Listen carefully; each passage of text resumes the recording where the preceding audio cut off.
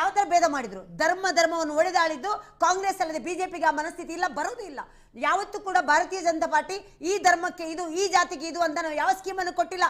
ಅದೇನ ಕೊಡದಿದ್ರೆ ಕಾಂಗ್ರೆಸ್ ಮನಸ್ಥಿತಿನೇ ಅದು. ಯಾವತ್ತಿದ್ರು ಮಾತಾಡಿದಿರಾ?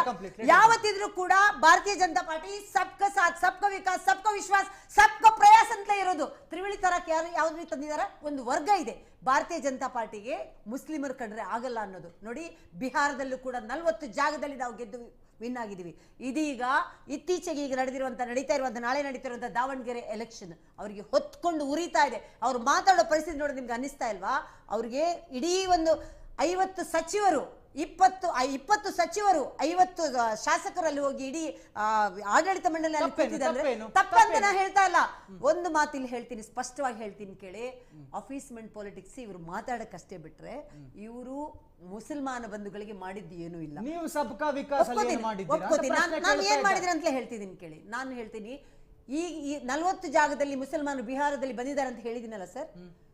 ನಮ್ಮಲ್ಲಿ ತ್ರಿವಳಿ ತಲಾಖ್ ಅಂತ ತಂದುವಲ್ಲ, 16-18 ವರ್ಷದ ಹೆಣ್ಮಕ್ಳು ಮದುವೆ ಆಗೋದು 3 ದಿನಕ್ಕೆ, 4 ದಿನಕ್ಕೆ, 3 ತಿಂಗಳಿಗೆ ತಲಾಖ್ ಅನ್ನೋದು. ಎಷ್ಟು ಹೆಣ್ಮಕ್ಳು ಓಟ್ ಹಾಕಿದ್ದಾರೆ ನೋಡಿ. ಜನರಿಗೆ ನಿಧಾನವಾಗಿ ಆದ್ರೂ ಭಾರತೀಯ ಜನತಾ ಪಾರ್ಟಿ ಓಟ್ ಹಾಕ್ಬೇಕಾ ಏನು ಅನ್ನೋದು ಗೊತ್ತಿದೆ. ಇವತ್ತಿನ ವಿಚಾರಕ್ಕೆ ಬರೋಣ. ಇವತ್ತು ನೀವು ಖರ್ಗೆ ಅವರು ಸರ್ಪ ಏನಂತ ಮಾತಾಡಿದ್ರಲ್ಲ, ಇಂತಹ ಮುತ್ಸದ್ದಿ ರಾಜಕಾರಣಿಗೆ ನಾಚಿಕೆ ಆಗಲ್ವ ಇವರಿಗೆ ಈ ತರ ಮಾತಾಡಕ್ಕೆ? ಅಲ್ಲರಿ, ಒಂದು ಕೊಲ್ಲಿ ಸಾಯಿಸಿ ಅಂತ ಹೇಳಿ ಒಂದು ಕಡೆ ಹೋಗಿ ನೋಡಿ. ನಾವು ಇವತ್ತು ಕಂಪ್ಲೇಂಟ್ ಮಾಡಿದೀವಿ, ಮಾನ್ಯ ಕೇಂದ್ರೀಯ ಗೃಹ ಸಚಿವರಿಗೂ ನಾವು ಇದನ್ನು ಹೇಳಿದೀವಿ.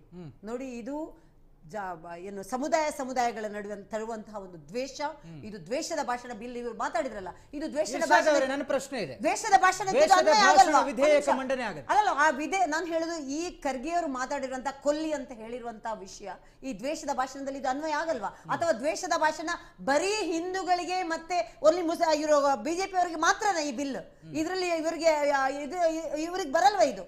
ಇದೇ ನಿಜವಾಗ್ಲೂ ಈ ಗೊತ್ತಿಲ್ಲ ಅನ್ನೋ ಮಿನಿಸ್ಟರ್ ಇದಾರಲ್ಲ ನಮ್ದು ಗೃಹ ಸಚಿವರು, ಅವ್ರು ನಿಜವಾಗ್ಲೂ ಇದನ್ನ ನೋಡ್ತಾ ಇದ್ರೆ ಯಾಕೆ ಸುಮ್ಮನೆ ಇದಾರ? ಬೇಡ, ಅವ್ರು ಹೇಳಿದ್ದನಾದ್ರೂ ಹೌದು ಅದು ತಪ್ಪಾಗಿದೆ ಅಂತ ಇದನ್ನು ಕೂಡ ಕಾಂಗ್ರೆಸ್ನವರು ಇದನ್ನು ಕೂಡ ಸಮರ್ಥಿಸ್ಕೋತಾ ಇದ್ದಾರೆ. ಅಂದ್ರೆ ಇದಕ್ಕಿಂತ ಅನ್ಯಾಯ, ಇದಕ್ಕಿಂತ ನೀಚತನ ಯಾವುದಿಲ್ಲ.